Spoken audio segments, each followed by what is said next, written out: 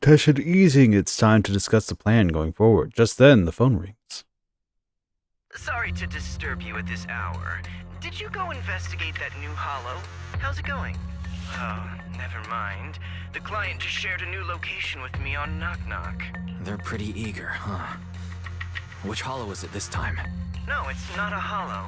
If I'm reading this right, this location is Scott Outpost. Scott Outpost? Isn't that managed by the Defense Force and White Star Institute?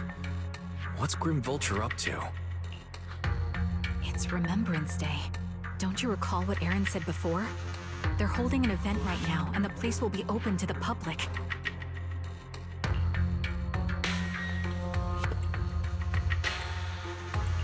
So, they're not trying to lure us into a hollow this time. What's the deal? Are they trying to taunt us? Whether it's a provocation or a trap, I'm not missing any chance to face Grim Vulture. Proxy, will you go with me? The official commencement of the Remembrance Day has been scheduled for tomorrow morning, meaning ordinary citizens still cannot freely enter Scott Outpost today. Under arrangements, Charon sent the night at the store the next morning. Well, you'll be heading to the outpost of Charon soon. Did you sleep well last night? Didn't sleep much. Actually, me too. Some of the tasks kept me up, especially those related to Charon. Didn't manage to fall asleep until late. Oh, Charon. Hurry away for you. I still feel tired. Charon is already waiting for you at the parking lot. I wonder how she's feeling now. Please, take good care of her, Belle. To me.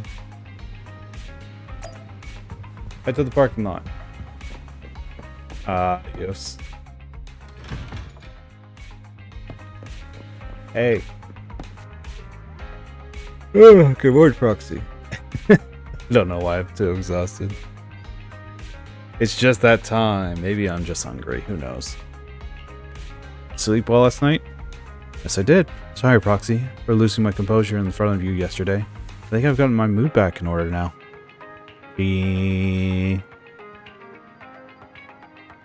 Because I can't hide it from you, Proxy. I'm sorry. I think I'm still struggling to process the sadness and unease. Not sure where I should go from here. Your time to unravel your confusion. Let's find a way forward together. Yeah, you're right. Instead of continuing to suffer, it's best to reach out and grasp all the hope we can find around us. Maybe things will eventually change. Let's go, Proxy. Today we're attending Remembrance Day as ordinary citizens. We can't carry on any weapons. Those Grim Vulture wouldn't be foolish enough to make a move inside a military stronghold. Let's keep an eye out while we're there. I believe we should be able to find new clues. Arrive at Scott Outpost with Charon. Many citizens have come to Remembrance Day. They must be relatives of those who have given their lives during the fall of the old capital. For some reason, after coming here, Charon has been acting a bit strange. Roxy, can we explore this place later? What's wrong? No, it's nothing. Jean. Alright, I'll say it. Seems like there are some familiar faces here. Would be nice to meet them? I don't think I can face them. If I'm not mistaken, they should be family members of my teammates. I don't know how I should face them. Alright, now to them, you'll have to face them sooner or later, won't you? I know, but I'll be there for you. It's a deal. I'll go and talk to them. Roxy, you don't have to say anything. Just stay by my side and give me the courage to speak. Scott Outpost is looking the same. To be honest, it's looking the same. Is this still opened up? Because it technically shouldn't be.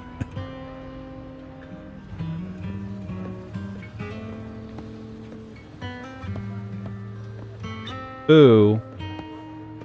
One lisping boo. Boo, I miss Master. You too, right? Sorry, Master just went somewhere far away with the other soldiers. Take good care of you while Master's away. Take you on walks every day. Woof woof woof. Aww. Oh, that makes me cry. That makes me so sad.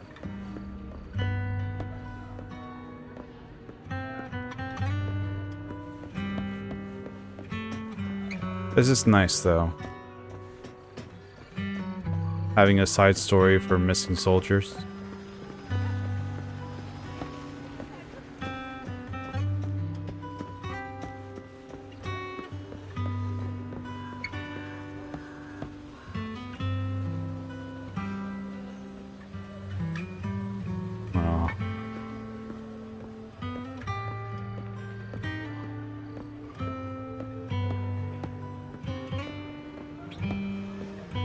one of those places I could just hang out and just like feel the mood and just be good. I don't think things are necessary. That's in life and in games. Are you Alan Archer's brother? Or Acheron's brother? How'd you know? Who are you? Wait, her eyes cover. So you're Acheron's sole surviving teammate. I remember you. We met once after the fall of the old capital. After that, I didn't hear anything about you again. I never expected to meet you here. This plushie? It's Acheron's favorite plushie. He always kept it in the most prominent spot in her room. I brought it along here, as if bringing my sister's shadow to participate in Remembrance Day. I'm sorry, Mr. Allen. No need to apologize. I still remember one time my sister came home excitedly telling me that a shy new girl has joined the squad. The girl didn't speak much, but she was beautiful in battle. That's the happiest I had ever seen her. Her, you were a presence that inspired admiration, but I desire not to fall behind. A beautiful soldier who gave her the drive to keep moving forward. You don't have to apologize to me. My sister were here. You could surely say the same thing. Please don't mind me too much. The Defense Force has made a lot of preparations for the Remembrance Day event. Please, take your time here. Now an old biddy. My son, have you seen, can you see me now? I'm doing well. My legs and feet are fine. Just miss you so much. Excuse me, are you Cactus? I am going to get your name wrong. I am so sorry. They said it, like, what, 30 minutes ago? Out of my head immediately. Casitas? That sounds right. Casitas' mother? Ethel? Oh, you are... I recognize you. I saw you once in the military camp after the fall of the old city. You're Casitas' teammate, one of the survivors. I've been wanting to get in touch with you over the years to see how you've been. Never heard from you. I didn't expect to meet you here at the Remembrance Day. I guess this is fate. Miss Ethel, is your health still... I'm in good health, fortunately. Everything is fine, although I'm the only one left in the family. Pension from the government is enough, and I still have some years in me. I'm sorry. Casitas, he... Child, you don't need to apologize. My son may appear carefree on the surface, but he's always felt so much pressure. One day he suddenly told me that he had found a companion who truly understood him. I believe he was talking about you. How could I possibly blame you? Someone who helped my son. It's such a blessing. You, a kind-hearted person, are alive, standing here today. I'm so glad. Miss Ethel, don't worry about me. Since you're here for Remembrance Day, take your time to walk around and look around. Hope you find something meaningful.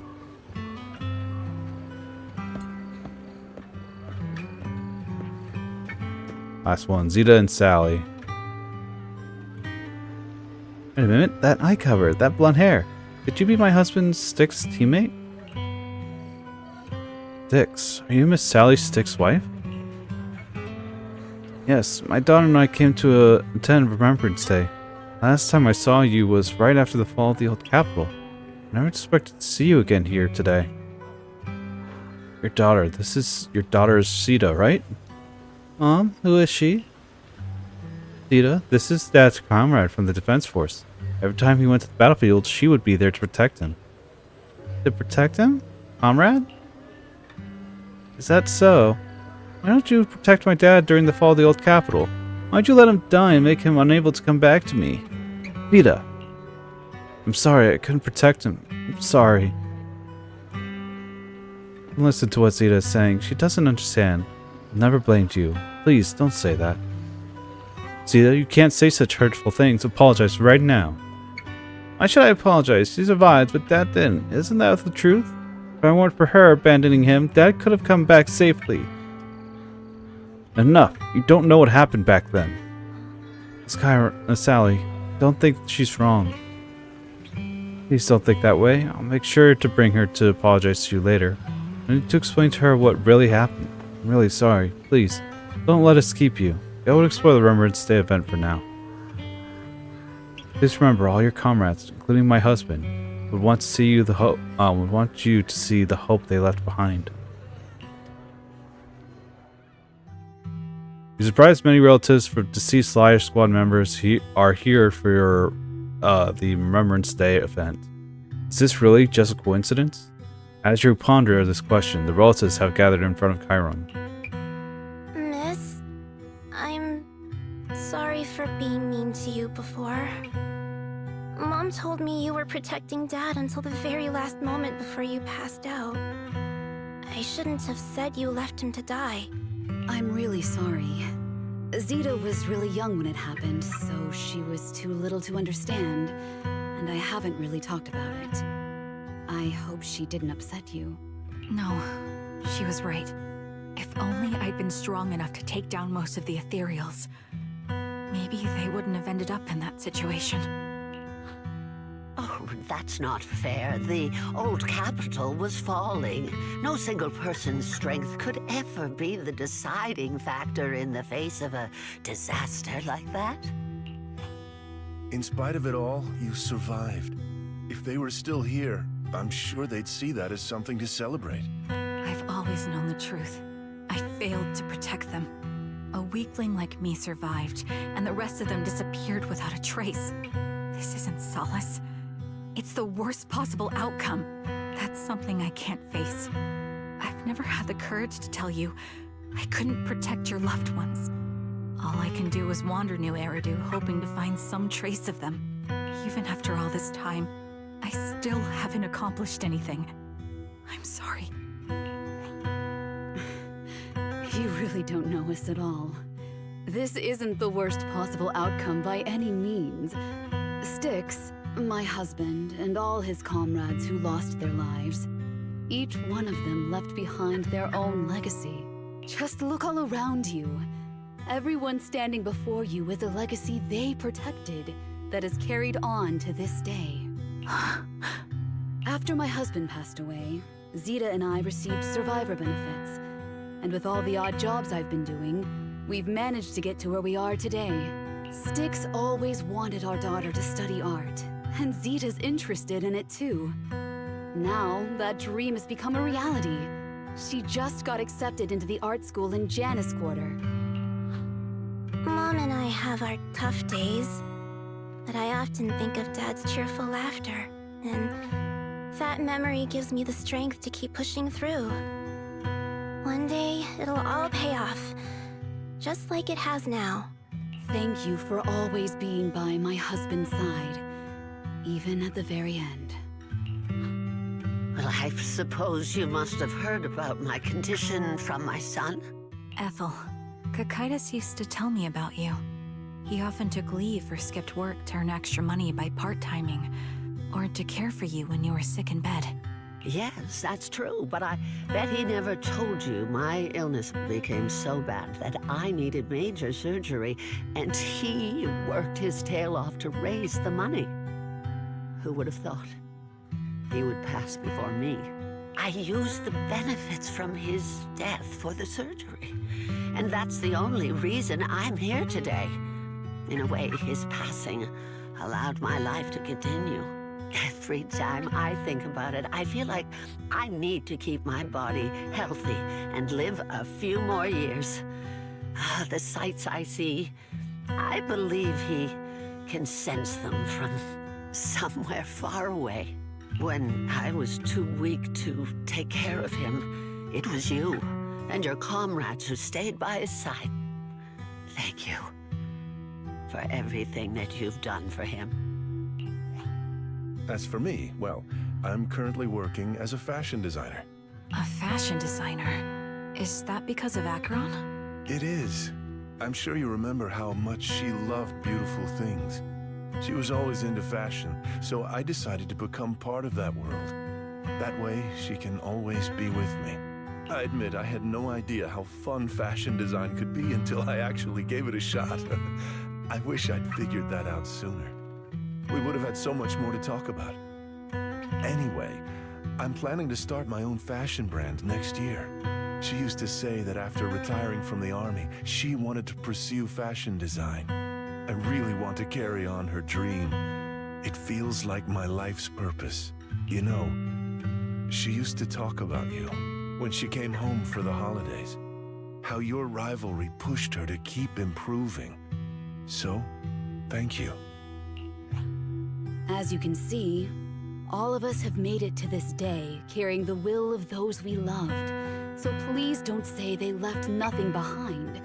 They've always been a part of every pain and joy we've experienced over the years.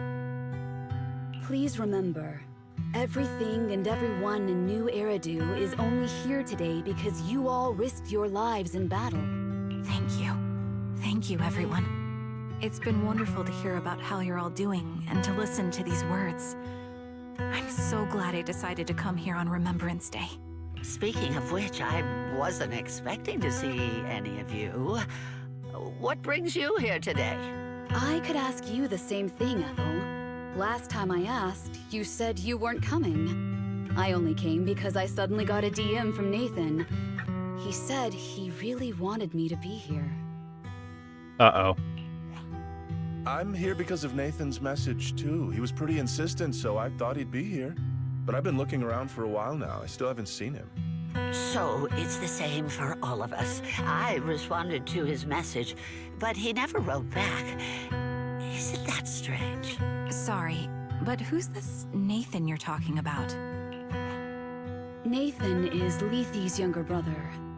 Frankly, out of all of us, he's probably the one who wants to see you the most. He used to be part of the Defense Force himself, and... The day the old capital fell, his squad was responsible for supporting the forces that had already entered the Hollow, which included all of you. He's told us that story so many times. When they saw how bad things were in that Hollow, some of the reinforcements called off their plans and pulled back. He tried to stop them, but there was nothing he could do. He always blamed himself and wanted to find you to apologize. But the truth is, the reinforcements retreating was inevitable. Shortly after their retreat, headquarters issued the official order. We all lost someone in that disaster. And for a while, we resented the reinforcements for their decision. But over time, we came to understand it, and we eventually let it go. There was no avoiding casualties in that battle. In hindsight, it wasn't wrong for headquarters to prioritize saving their strength. May I ask what the name of Nathan's squad was when he was in the Defense Force? The Impera squad of the Obsidian Division. Is something wrong? Nothing. It's just... I think I might have stumbled upon the answer I was looking for. After 4 family members paid their respects and left, we continued touring on Remembrance Day. Carmen's stood there in a daze, seemingly having understood something. At that moment, a squad came from the open space in front of the outpost. It seemed someone had stepped onto the podium. Citizens all gathered in the podium, preparing to listen to the person's speech. According to the schedule for the Remembrance Day, it should be time for a representative of retired Defense Force veterans to give a speech. It looks like the speech is about to begin. A little bit concerned, Proxy. Could we go over and listen to the speech for a moment?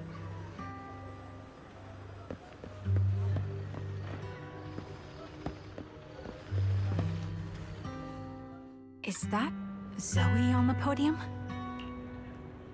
Here to speak on behalf of the soldiers. Is she here to speak for the soldiers? That seems fitting. She's cut medals after all. But I don't see Jesse or Aaron anywhere. Didn't they come? Everyone please, quiet down. Zoe, of Nemesis Squad, a representative of the veterans, will now deliver the Remembrance Day speech.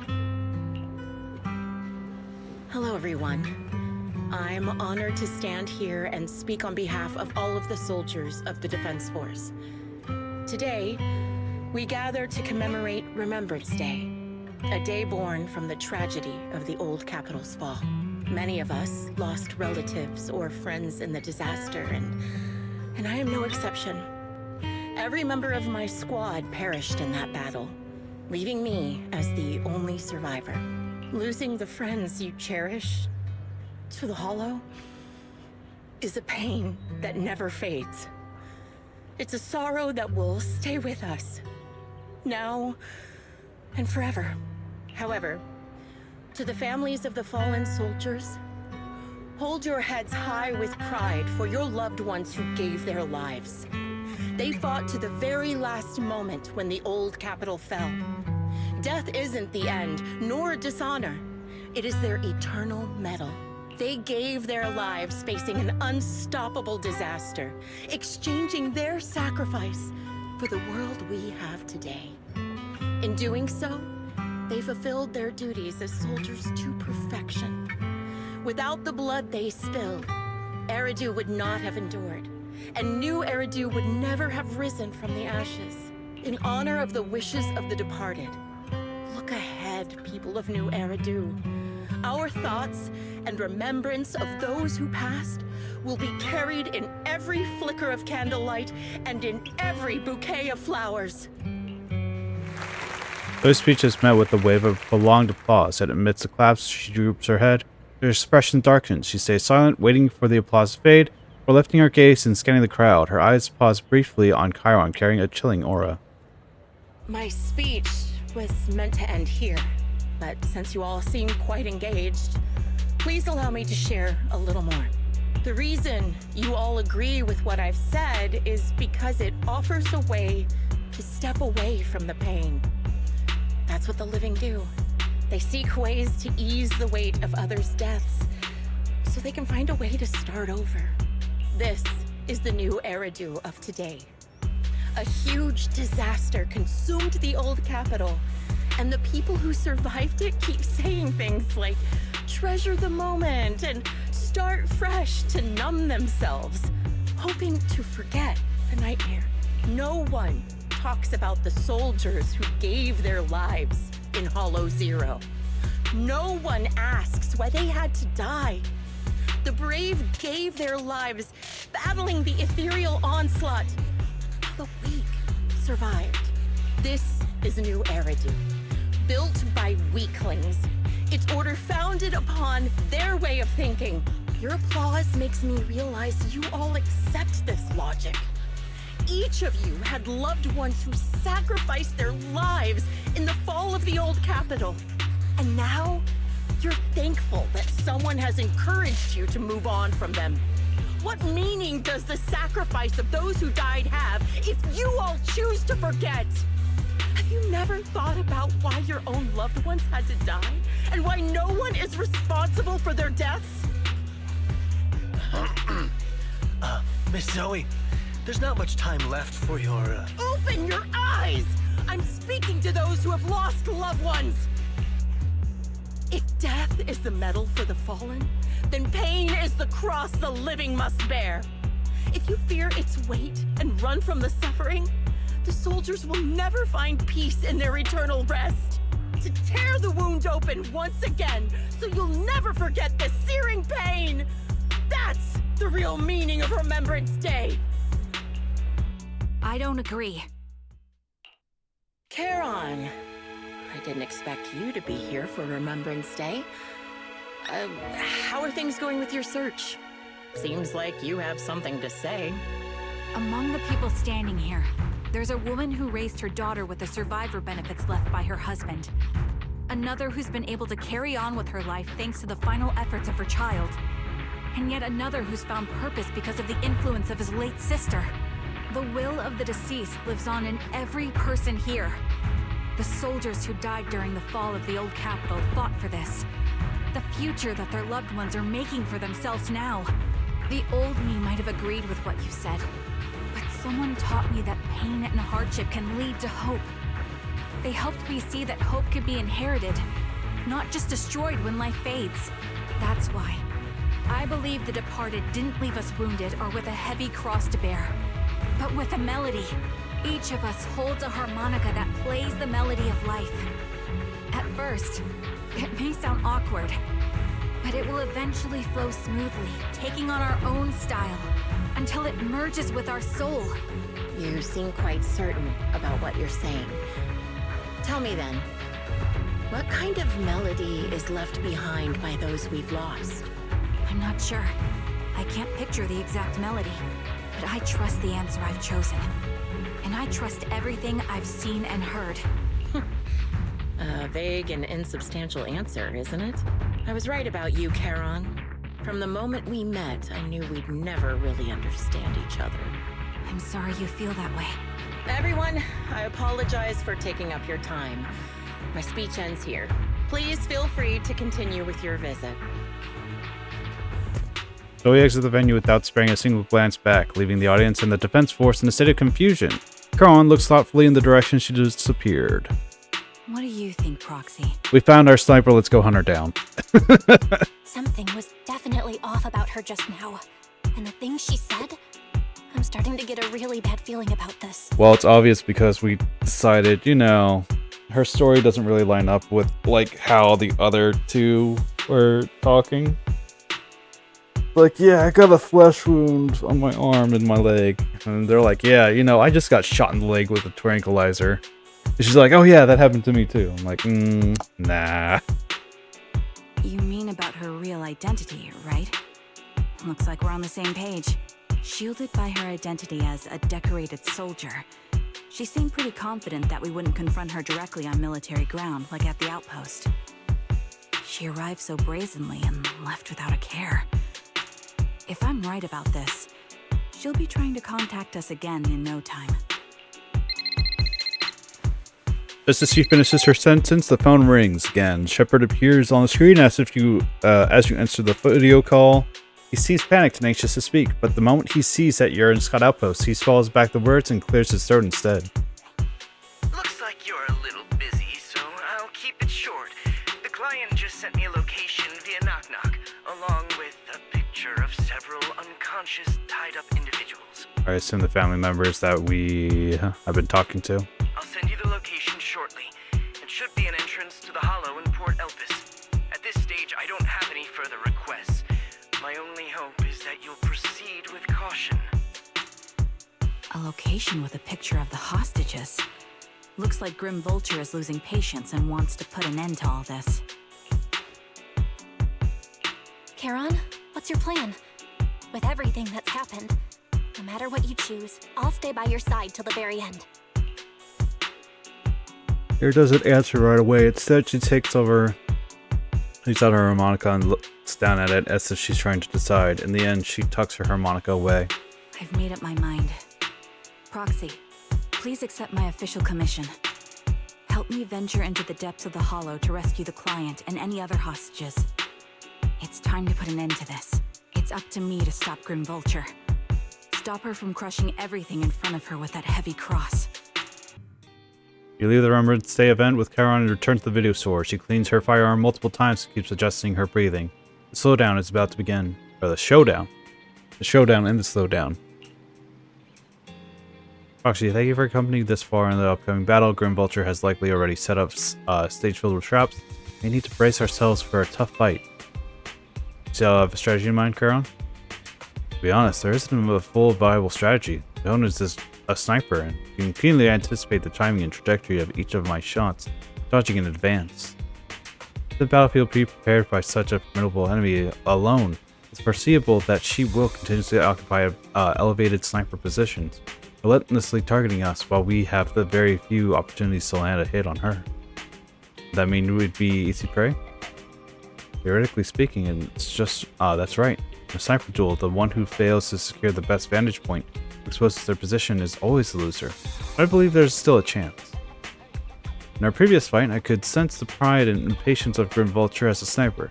Not sure where that impatience comes from, but the pride is definitely something we can turn against her. I believe she would never accept the idea of me surprising her in her sniping skills, or surpassing her in sniping skills. If I can outmatch her at a critical moment, she will lose her composure.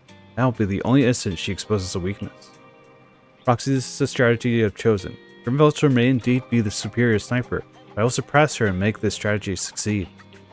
To win this battle despite the overwhelming disadvantage, please entrust your back to me, Proxy. I need you as my companion to support. I'll have you do the same then, Chiron. Entrust your back to me as well. Yes, I will. I will protect you, so please also provide me with your guidance. I'm gonna take a shot in the dark through the Hollow. We're gonna take a shot through a fissure and hopefully hit our mark. Piercing rain. Only the brave will win. Want a glass of nitro king? We fight. Same squad, same squad. I saw that ether was like a main thing to help us out, but it's fine.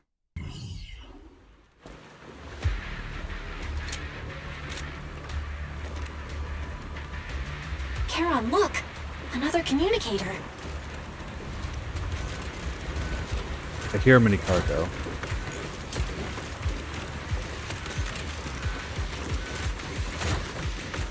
There you are. All the way down there. Alright, we'll get to you soon. Another communicator. It's a bad habit for a sniper to be so talkative. Oh, really? I think it's rather good for my mental health to witness in real time how my target becomes desperate and gives up their struggle. Do you really still need to disguise your voice? I thought you didn't want to hide anymore, Zoe. You're right. Seems there's no need for secrecy anymore. I, Zoe, the sniper known as Grim Vulture of Nemesis Squad, send you my regards. Zoe. No. Grim Vulture. You, like me, were one of the advanced troops deployed to suppress Hollow Zero right after the fall of the old capital, right? Noct, Cartes, and Impera Squad. So far, all the victims have been members of these squads. They were initially supposed to enter the Hollow to reinforce the advanced troops. Nemesis, your squad, lacking reinforcements, lost everyone except you in the fall of the old capital. You blamed their deaths on the absence of reinforcements and sought revenge on them. That's my conclusion. Just like me. The fall of the old capital left you entirely alone. A sniper, the sole survivor, a mere pawn abandoned by the military. Don't you think we're very much alike? The Impera squad member, Nathan, the one you're searching for, he pleaded with me to let him go when I was about to kill him, saying he had to see you no matter what. That's how you caught my attention. I let him live to get all sorts of information on you. I was so curious about you that I even set a trap, disguising myself as a victim to get closer to you. It turned out we share the same story. We even got the same PTSD symptoms. After all these years, we still see images of our teammates before they die. It's impossible to erase them from our minds. It's just, you use ridiculous fantasies to numb yourself, chasing after illusions of your squad mates. While I can't afford to be as naive as you. One night, when I was overwhelmed with the unbearable images of my comrades' deaths, vomiting and crying, I finally realized the meaning behind their appearance before me. They were pleading with me, pleading for vengeance against those who abandoned us, begging me to destroy the repulsive, hypocritical new order of New Eridu. So, I carried on their will. I began kidnapping targets and sniping them in the Hollow, watching as they became corrupted and died in despair. You really think this is what they'd want? What else? Would they want me to be like you, playing at a game of finding my missing squad mates, accepting their deaths when I'm done playing, and then forgiving the very enemy who killed them? What a noble and virtuous gesture. Forgive on behalf of fallen comrades, coexist with New Eridu's order, and live peacefully among cowards.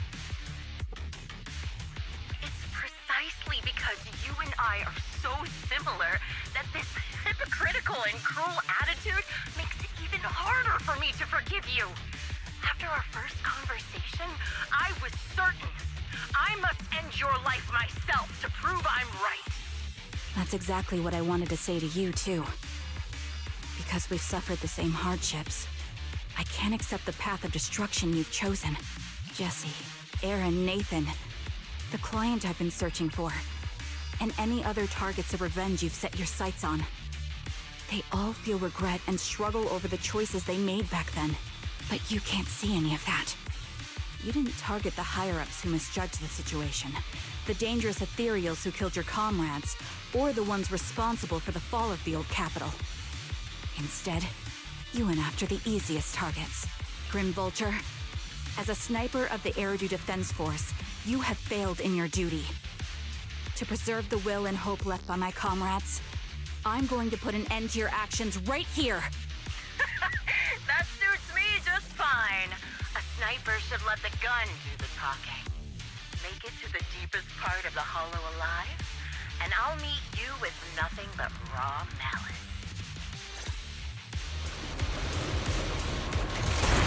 Oh, go time, baby! Here, let me reward you with a few things you don't know. Like a mini cargo? Noct, Cartus, Impura, and many others fly. Did you know the reinforcements that were meant to back us up ended up deciding to retreat? It's time, huh? Relying on a show of hands to vote, isn't that ridiculous? See for wind. Our lives were discarded in such an absurd way, like a kindergarten election for class monitor.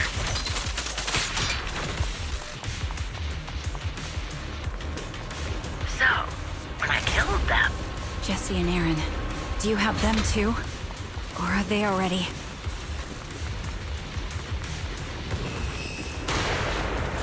you still care about them? Or should I say... It looks like I haven't made enough of a threat to your life if you still have the time to worry about them. Being happy's what counts. Don't hesitate. Why not leave their fate hanging as an unsolved mystery? I'll pierce them. Normally that's more suspenseful, right? In any case, when you stumble into the underworld with your insides spilling out, you'll be the of them.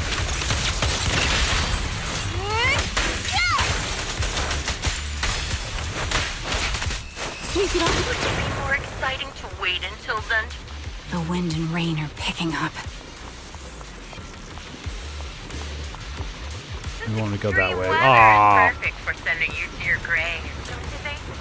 No one will hear your screams and cries if you die. Yep. I'll let this time. Get back. By the time the rain stops, you'll be left in a cold Time to I wonder, do you remember the weather on the day the old capital fell? Ooh, mini cargo. It wasn't Nice. heavy Right rain like now. on the way. The sky was just as dark. You made it to the deepest part of the hollow in one go. Ah! Such determination deserves praise! Now, it's time for the final showdown we agreed on.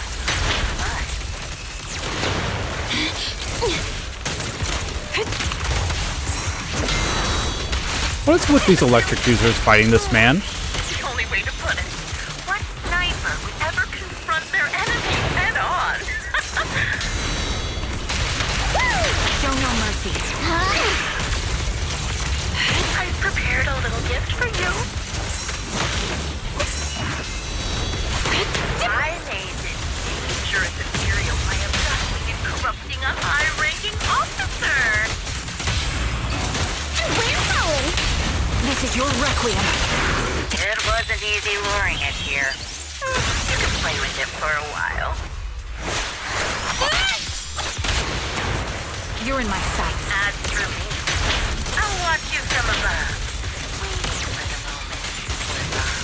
Then I'll put a bullet right through your heart. Hun! This party is just getting started.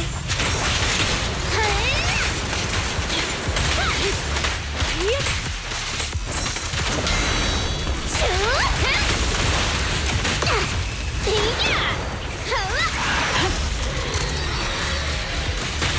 Ow.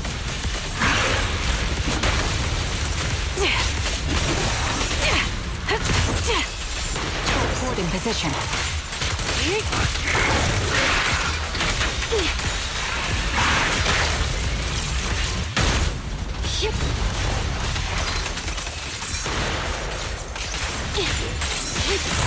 Like, how do you still have health?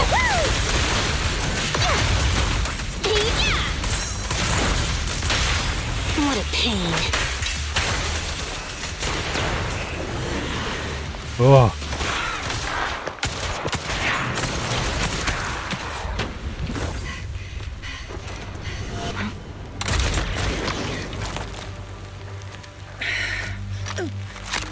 The real failure as a sniper is the one who's been forced into a corner, like you!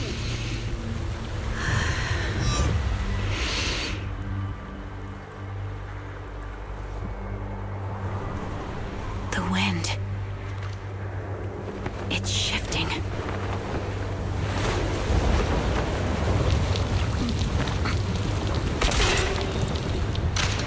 I won't fall for your distractions so easily.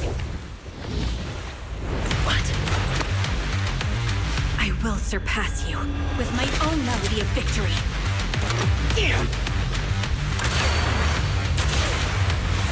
And let the wind be the opening notes.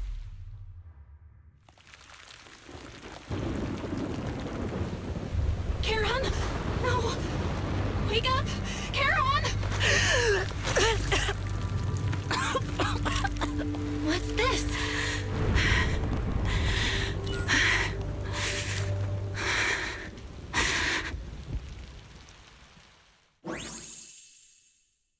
After the gunshot, the hollow falls silent once more, leaving only the countless biting raindrops attempting over and over to wash away the scent of blood that oozed from the wounds of the defeated, only to fail time and time again. The loser pays no attention to her mortal wound, only staring at the distant horizon as though salvation might be waiting there. Sometime later, the victor has claimed the steel and stands in front of her. They share their last words while the defeated still has the energy to converse. Just you? Where's your friend, the proxy? The proxy went to rescue the hostages. I want to speak with you alone. A sniper should always monitor the changes to their surroundings, factoring the environment into their tactics. Being blinded by the intent to kill and failing to take this into account was your downfall.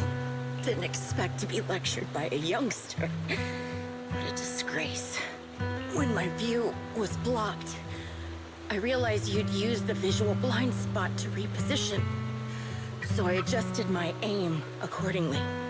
But I still couldn't hit you. Your prediction and accuracy were spot on. I was just saved once again by this. By both this harmonica, and by my former comrades. Are you trying to say that this is destiny? That it's the will of my companions guarding me? I lost to the wave of ethereals, to the military's betrayal.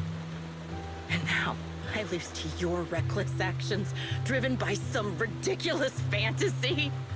Your fantasy, your attitude, your very existence, and the outcome of this battle. They are the greatest denial and insult to my revenge. Yet you're emitting a much calmer ether energy now. Almost as if you found relief. My vision is fading. I can't see my comrades on the brink of death anymore. My wounds are fatal. I don't feel any pain.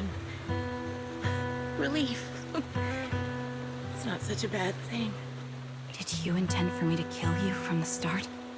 Let me answer that question with a story. The first time I saw you was actually during the fall of the old capital. My comrades were all dead, and the reinforcements the higher-ups promised before the mission never came.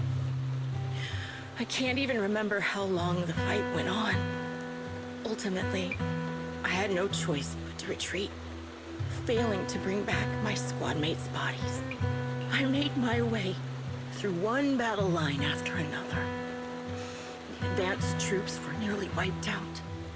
But when I reached a certain front, a small squad of survivors called out to me.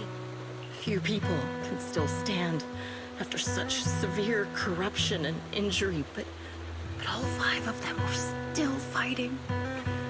They were protecting a girl who had lost her sight and fallen unconscious while searching for a way out of the hollow. They told me they were beyond saving, and if I planned to retreat, I must take the girl with me. I couldn't turn down the last request of a group of heroic soldiers about to die in battle. Your comrades entrusted your life to me.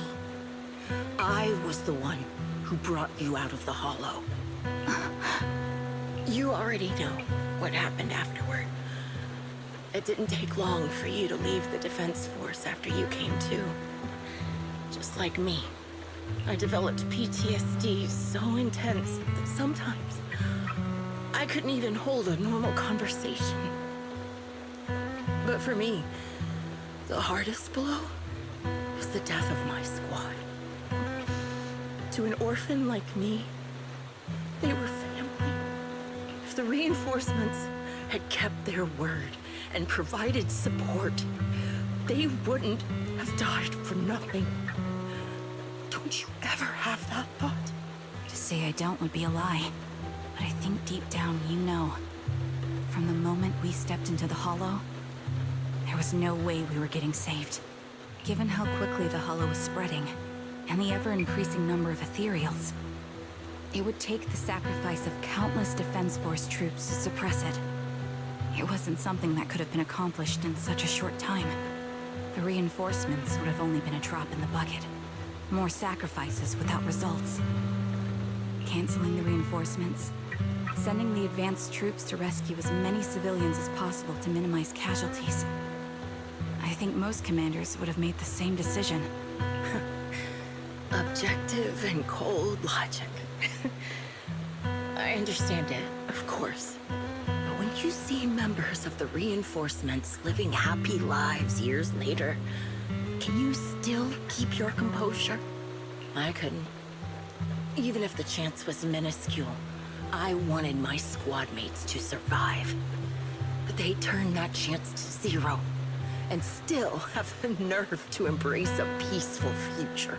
I can't help but resent them. By the time I realized what I'd done, I had already taken several lives. Nathan. When I tied him up and was about to kill him, he begged me to spare him, saying he had something to give you, no matter what.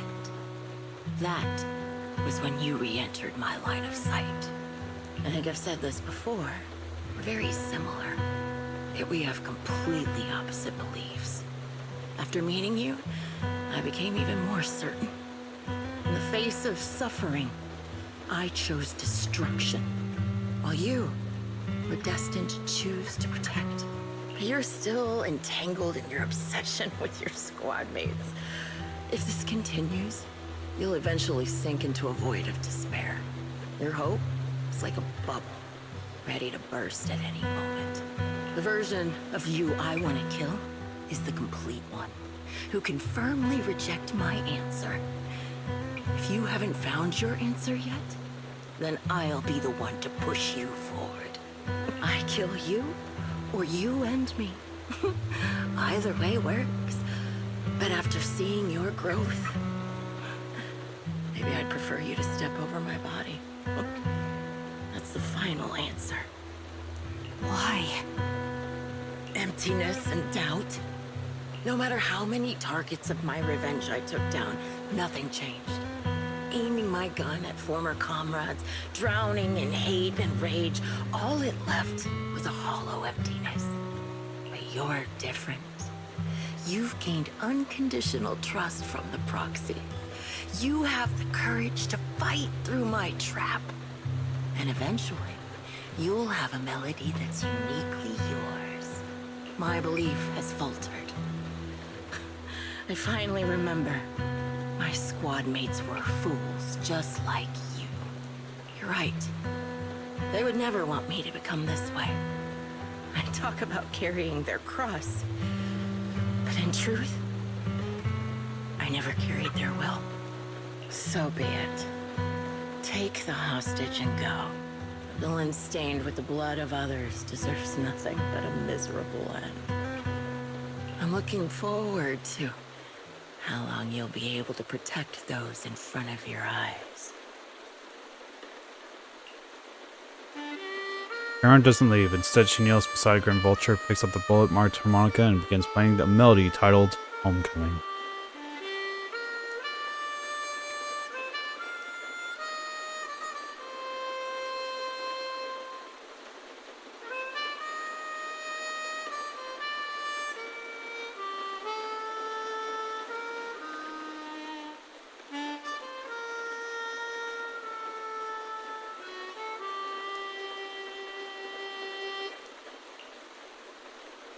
Melody briefly takes over the roaring downpour, reaching the ears of Grim Vulture as she lies bleeding out.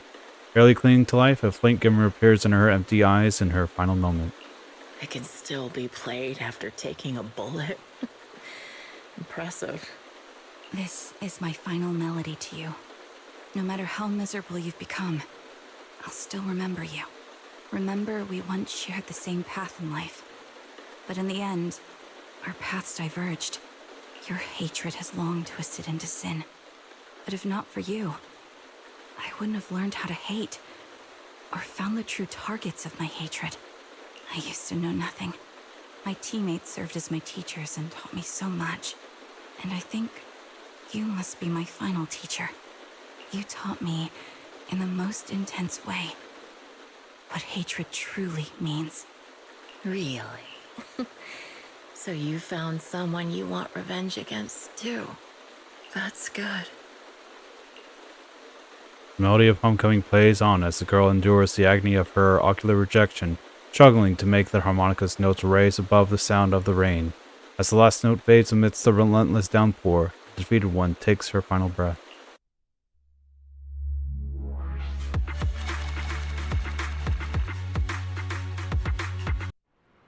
You receive the kidnapped. You rescue the kidnapped people, leave the Hollow, anonymously report things to PubSec, and update Shepard on the situation. This series of tasks that need to be done after such an intense battle leaves you dizzy.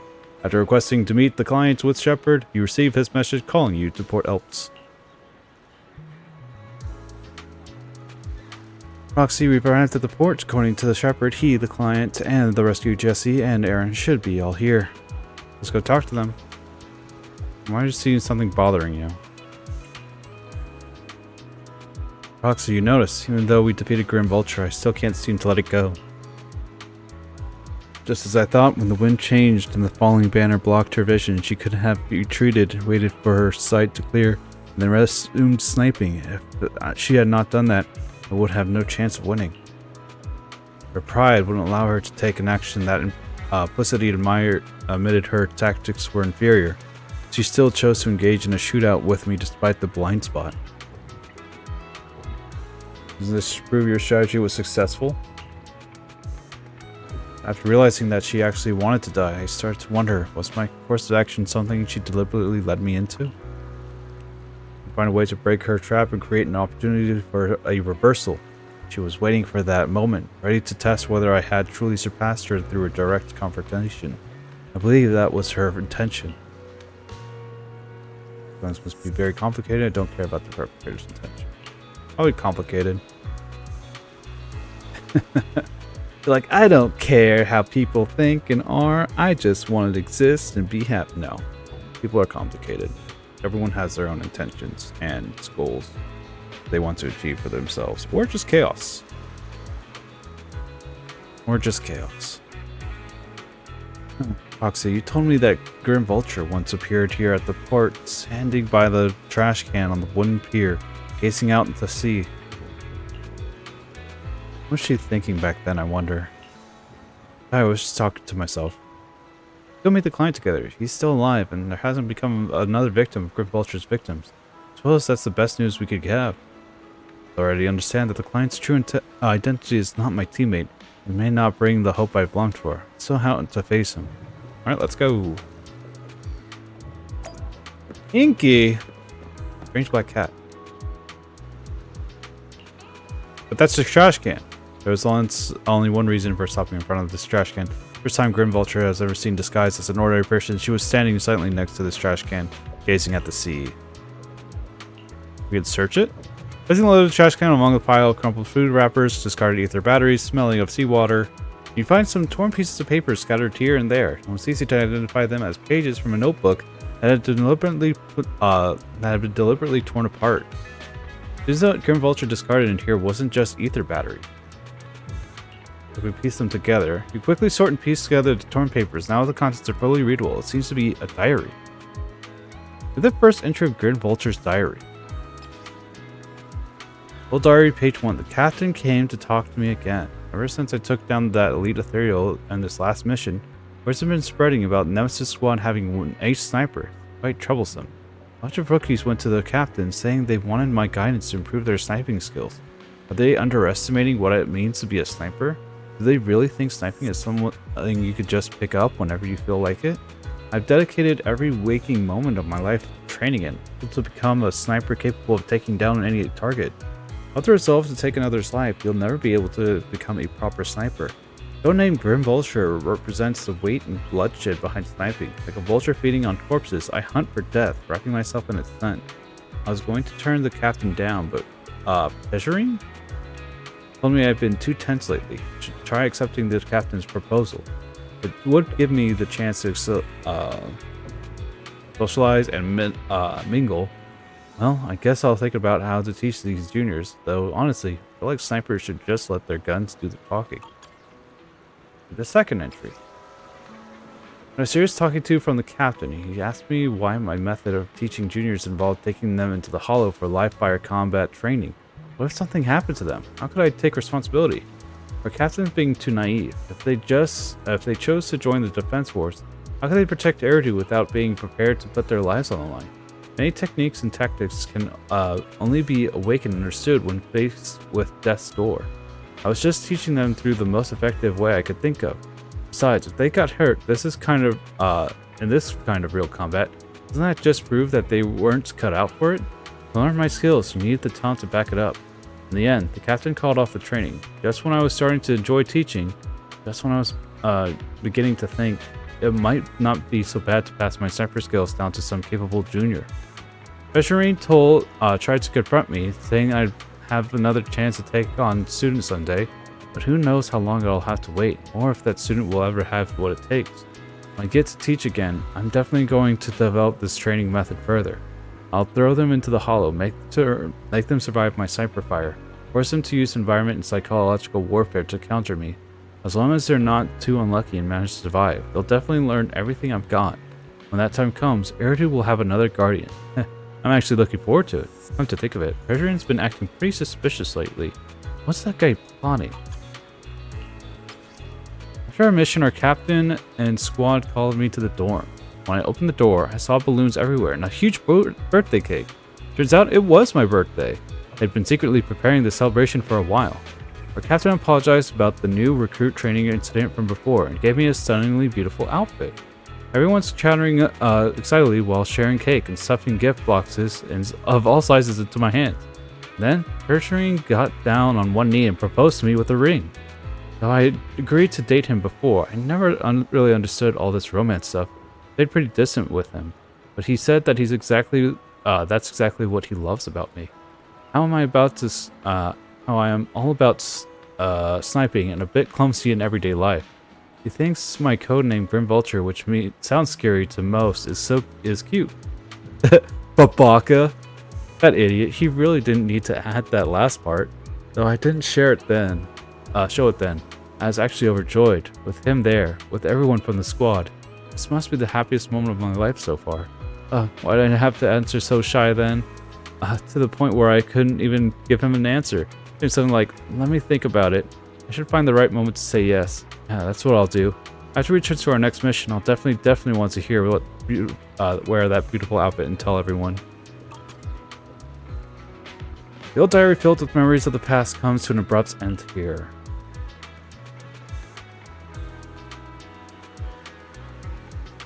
It's so weird. Do nothing. Talk to Cat. You cannot talk to Cat. You can only talk to Diary. Sure. Whatever, dude. Now we're almost done with this story. It feels like it's taking forever. Well, from what the recording says, we currently have 4 hours in doing both Anby and Trigger's stuff. So we've certainly gotten a good time as far as like how much we've done. To talk to these people.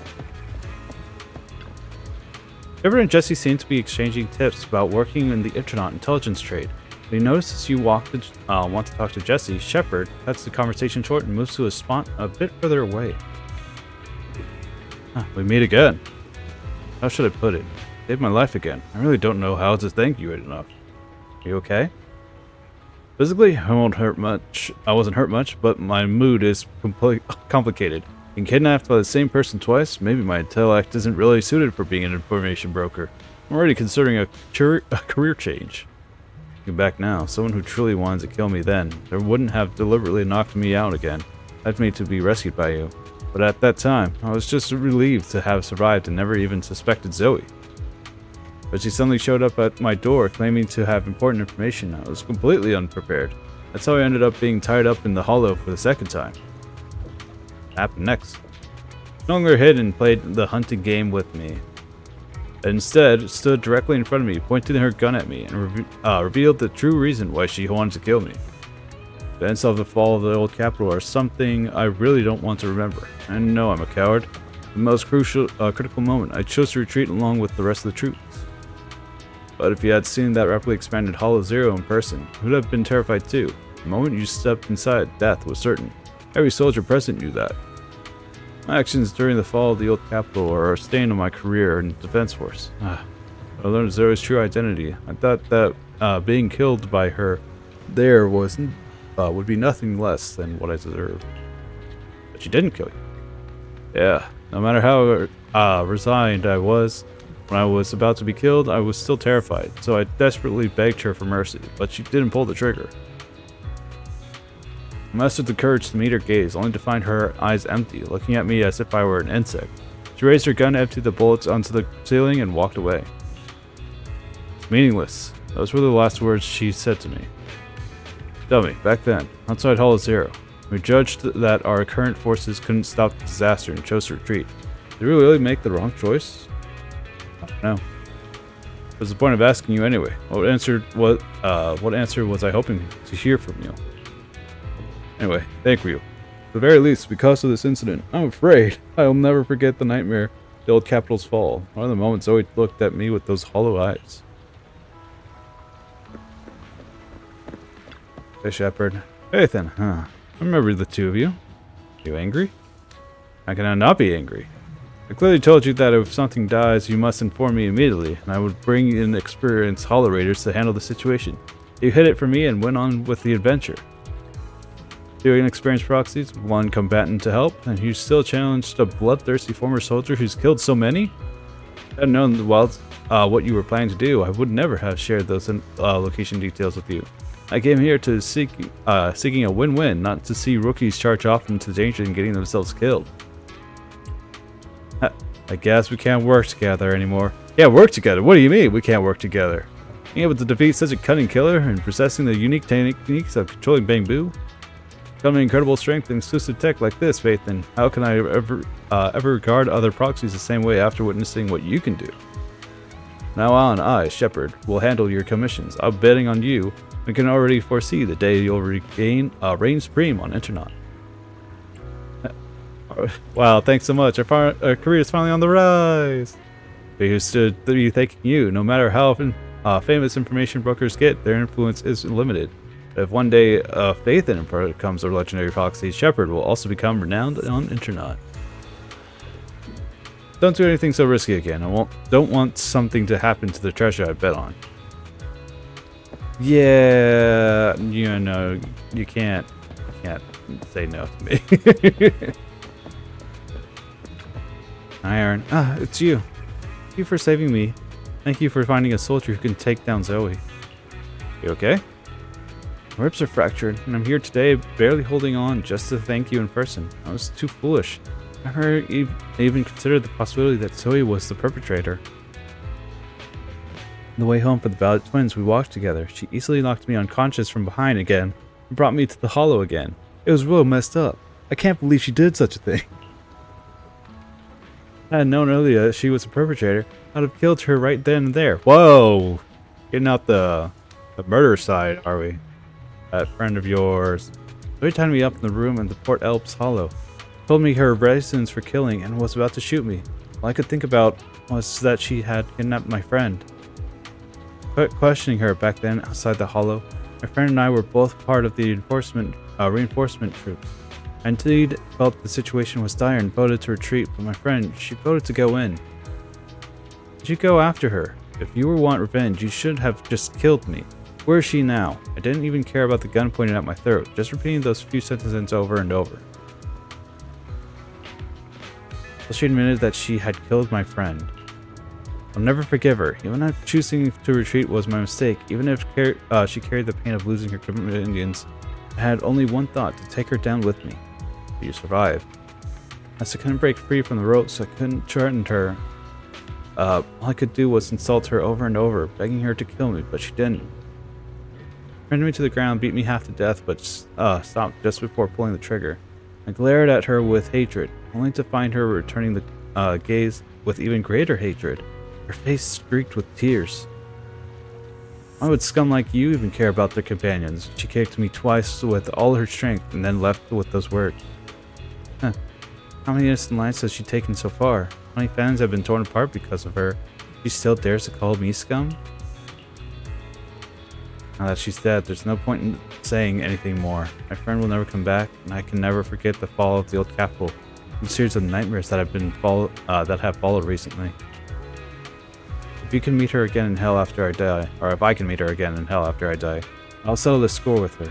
Till that time comes, make sure to survive. Anyway, thank you. Are you kind of crazy? Kind of intense. Kind of too intense for me in this situation. So you're the sniper from Liar Squad. It's nice to finally meet you. And you must be the one who's been searching for me. Nathan, the younger brother of Lethe. It's good to see you safe and sound. That's right. I'm sorry for causing all this trouble. I nearly cost you your life, becoming a target of a victim from the fall of the old capital. Maybe that's what I get not helping my brother and the rest of the defense force back then. When the reinforcements decided to retreat, I spoke out against it. I had family among the soldiers already in the hollow, but I didn't have the courage to take that step. The one that might have cost me my life. I'm sorry. You don't need to feel regret or apologize. The outcome wasn't something you could have controlled. You cared deeply for Lethe, and even today you still think of him. To someone like him, who always cherished family, that's more than enough. Thank you. I heard you've been searching for the members of Liar Squad all these years. I'm nothing compared to your determination. Thank you for everything you've done, but please stop the search. It's time for you to start living a life that's truly your own. I hate to say this as a family member, but back then, they were already... I know. You don't need to say it. I've been drowning in a fantasy of my own making for years, but it's a fantasy that kept me from falling into the abyss. Nathan, Grim Vulture told me you have something you want to give me. Is that why you commissioned someone to find me? Yes. After learning about the bond between you and your squad, I knew I couldn't live with myself if I didn't get this to you. So I got on my knees and begged Grim Vulture, even playing this recording for her, hoping it would move her. Regardless of how things unfolded, what matters is that it wasn't destroyed, and I'm here, alive, to hand it to you. Nathan rummages through his jacket pocket and takes out a slightly worn tape.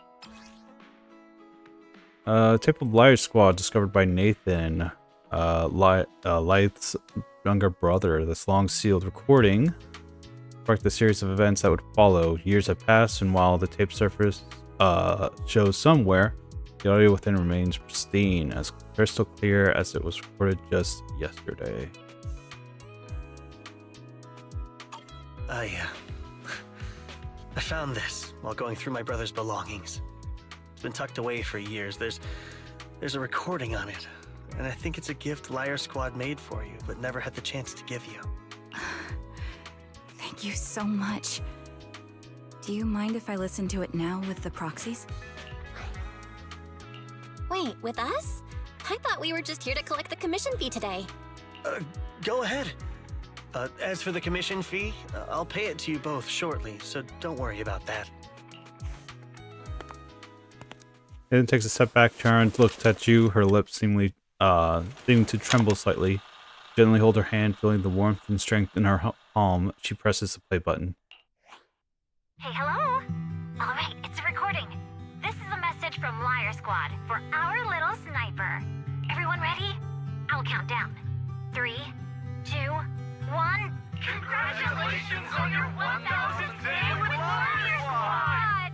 Hey, you guys are totally out of sync. Captain, can we redo this? The anniversary gift has to be perfect. That's our assault specialist, Acheron.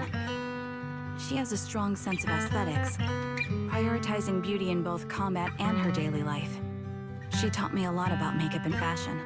Oh, she won't care if we're a little off. Forget the re-record. Let's just get it done and order the cake. We don't want him to sell out. That's our medic, Kakaitis. He's usually lazy and a bit of a smooth talker, but he's actually very capable and kind. He taught me a lot about unconventional negotiation tactics and ways of handling things. You two, stop arguing during the recording. I've already ordered the cake. If you keep rambling, we really will have to re-record this. Cut the chatter already. And that's Styx, a reliable artillery specialist. He's the oldest in the squad. He loves sharing photos of his daughter and reminiscing about how he wooed his wife. The way he won her over inspired me a lot. All right, let's all calm down. Wouldn't want to get on the captain's bad side. Captain, would you like to go first? We can edit or re-record whatever we need to. That's our scout and engineer, Lethe. He's a bit self-conscious because of how his younger brother excels, and he's somewhat introverted. But he's actually very capable. He taught me sharp observation skills, calm execution under pressure, and how to make use of the environment. Okay, thank you all for settling down before I completely lost my cool. It's fine. No need to cut anything or re-record. Let's just keep it as it is. Loud and messy, just like our Liar Squad. That's our captain, who took me in and taught me how to play the harmonica. And the real Charon. I'll make sure to explain properly to you later, Proxy. As you've heard, this recording is a little gift from the 5 of us. How time flies. When I brought you into the squad about 2.5 years ago, you were just a shy kid who blushed whenever you talked to someone. Over these 1,000 days, you've really worked hard to keep pace with our fighting rhythm. You've done incredibly well. In the last mission, your successful sniper kill of that high-risk ethereal really helped Acheron a lot. I hate to say it, but yeah, I went too far in last time. Thanks for getting me out of that mess. Just this once, I'll admit, your moves were more elegant in that fight. Not just that fight. Ever since you became a quicker shot and learned to adjust for wind speeds on the fly, we've been taking fewer and fewer hits. Makes my job way easier. So, cheers. You often worry about not doing enough. But in these 2.5 years, you've absorbed everything I know about stealth, reconnaissance, and tactical countermeasures. Trust me, you'll become an incredibly skilled sniper. Having you covering us from the rear makes every fight feel safer. But you still have a lot to learn about socializing and romance. When peace finally comes to Eridu, leave us and live your own life. Where did that come from? She's not leaving us. Even if she retires, she'll move into my house and I'll spoil her with loads of beautiful clothes. We can talk about living alone in 10 or 20 years. Sorry, I got carried away. Anyway, you're talented and hardworking. Over these 1,000 days, you've opened your heart to us and even encouraged us in return. Having you as a comrade is a blessing for all 5 of us. But I have to say one thing. You're always so sensitive and kind. Every time you see us get hurt, You look like you're about to break. Has our squad motto, having each other's backs, become too much of a burden for you? I get how you feel. When your squad mates trust you with their backs, your first instinct is to protect them, right? But that's not the way it should be. No one can shoulder everything alone. Don't try to carry everything on your own. Choosing to fight on the battlefield is my resolve. Feel it. Share yours with me. When it's your turn to watch my back, I'll give my all to honor it too. As long as you fight with all your strength, there's no such thing as failing to protect something, because your will and our will is preserved and carried on in other ways. But don't let that weigh on you. Try to trust in us, just like we trust in you, no matter what.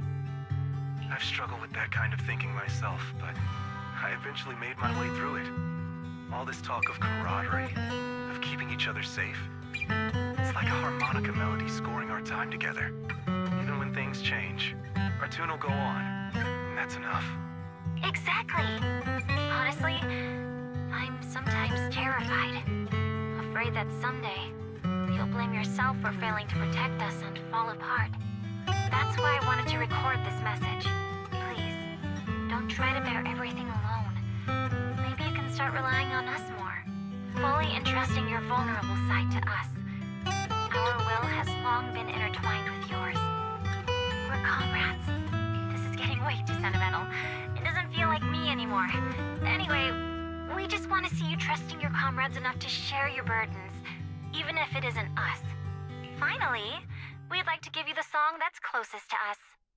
If what we've said is hard to understand, just feel it through the music. Please, enjoy my masterpiece, Homecoming.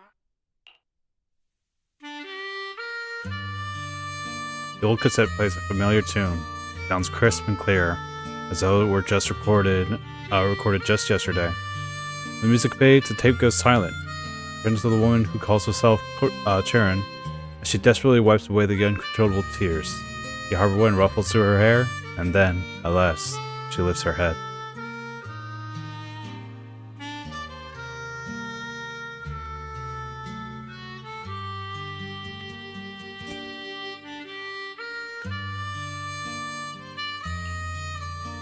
Proxy, do you remember? I was once terrified of seeing the look on their faces. Yes. Can you see them clearly now? Yes, crystal clear.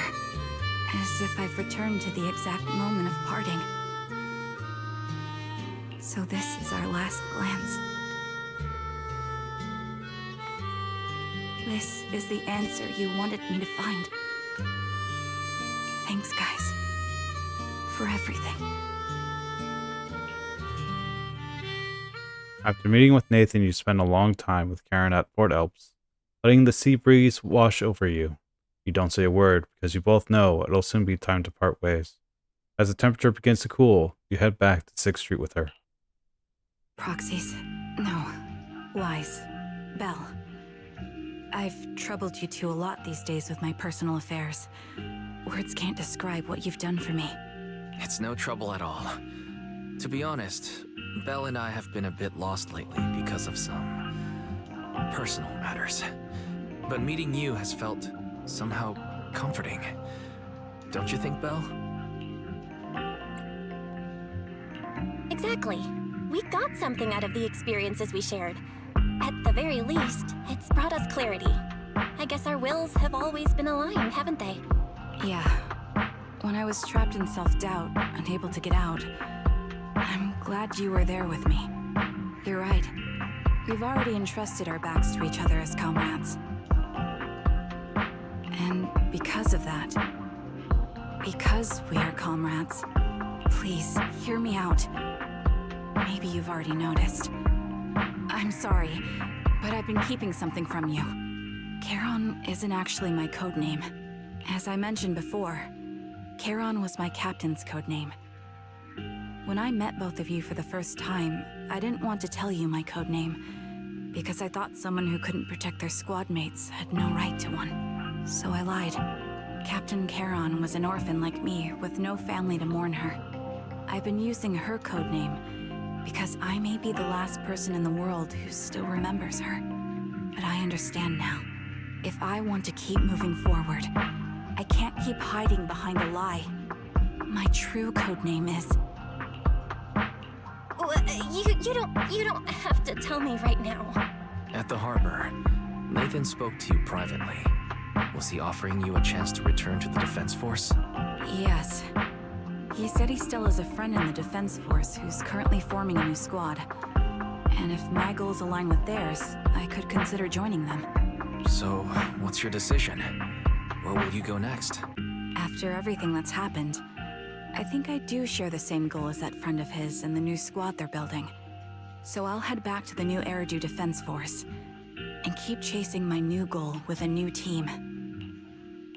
Your new goal? Are you going to look further into the fall of the old capital? Yes. My encounter with Grim Vulture has made me realize this should be the true form of my vengeance. I'll uncover the real culprits behind the old capital's fall and make them pay for their crimes. If the ferryman who leads me to the truth demands a price, I'm willing to wager my life. I have a gut feeling the masterminds will reveal themselves again soon. To protect the city my comrades cherished and sacrificed their lives for, I won't allow such a tragedy to happen again. By letting the will to protect guide my hatred, I now have a clear aim toward the truth. That's what I thought. If that's the case, then for now, we probably shouldn't learn your true codename, or lean on each other too much. Are you saying we're on opposite sides? No, we might walk different paths. Those paths will lead us to the same destination. It's just that, for now, we can't say any more than that.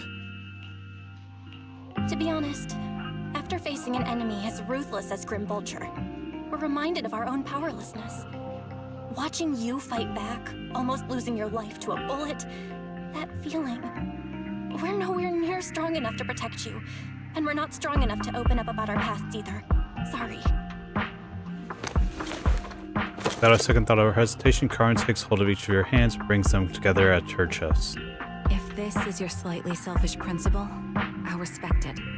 You were once my proxies, and I'll keep this memory locked away as something I cherish. If, as you say, our destination is the same, then we should continue on our separate paths, striving to grow stronger. The next time we meet, I'll reveal my true codename. I hope we can become true comrades. I want your presence to forever remain in the melody of my life. Yes, it's a promise. We'll meet again, Charon. You watch the woman who calls herself Karin walk further and further away. A Defense Force soldier awaits her at the end of her path. Hello. I'm the sniper from the former Liar Squad of the Chrysoberyl Division, recommended by Captain Nathan, originally of the new Eridu Defense Force's Obsidian Division, Impera Squad. Ah, I heard about you from my superior. You're the one who dealt with the serial murders targeting the Defense Force, right? Well, the new Eridu Defense Force is ready to welcome you back. Let me confirm a few details before taking you to base. Which squad are you applying to join? And did you have a code name during your previous service? I'm applying to join the Obsidian Division's Oval Squad. As for my codename, Trigger. I was Trigger of Liar Squad. Things have come to an end. Belle, do you think we'll ever see Chiron again? Sure.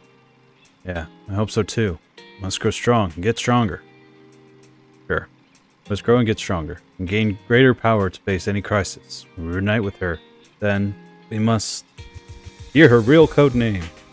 Exactly. However, after hearing about the connection between Charon and Grim Vulture, I can't help but feel a bit sad. Two people with the same fate ended up walking completely different paths? Becoming enemies? Well, if we also encounter enemies who once experienced the same fate, now walk completely different paths, with opposite goals, forced to be enemies, what would you choose to do? Let's seek mutual understanding with them, and defeat them both in combat and ideology. Sounds like something you'd say. Belle, if that time comes, let's seek mutual understanding with the other party together. Faith and should face everything together, right? After everything that's happened, I'm feeling a bit tired. You must feel the same, right, Belle? We'll get more and more commissions from the shepherd from now on. How about we take a short break while we can? Take a break, leave the story. Finally get done with Trigger's character story. Oh. Alright.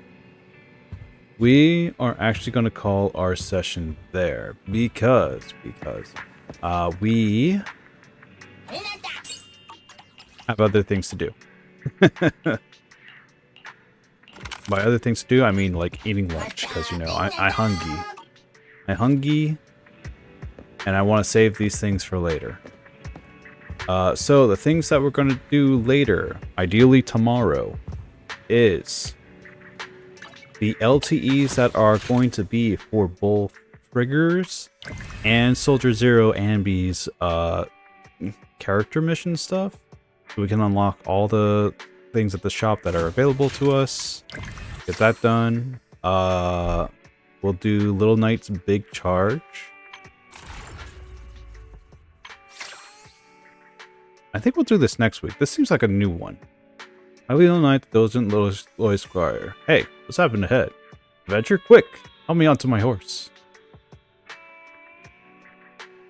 Who are the characters?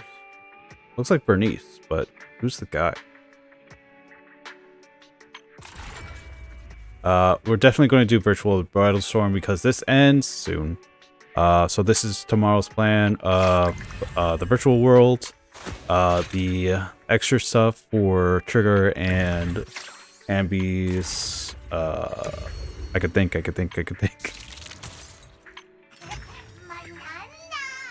Trigger and Ambi's TV special. We'll get you soon. I think that might be it.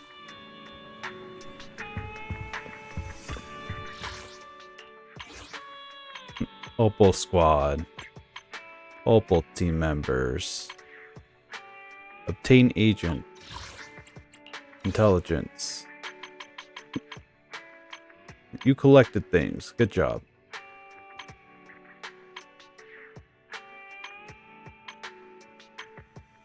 How much did it look like to pull?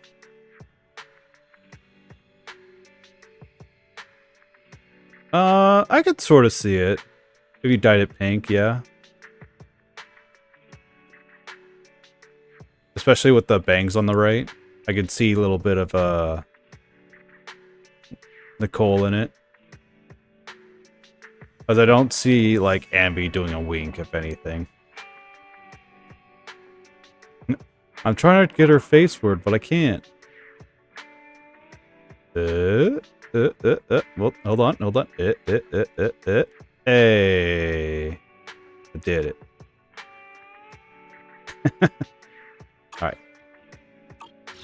That's going to be it for this session of Zenless Zone Zero. Look forward to our next session.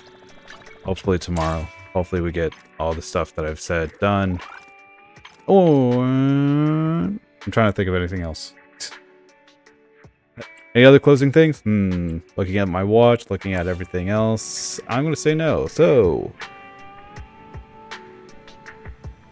enjoy the rest of your day. Take care.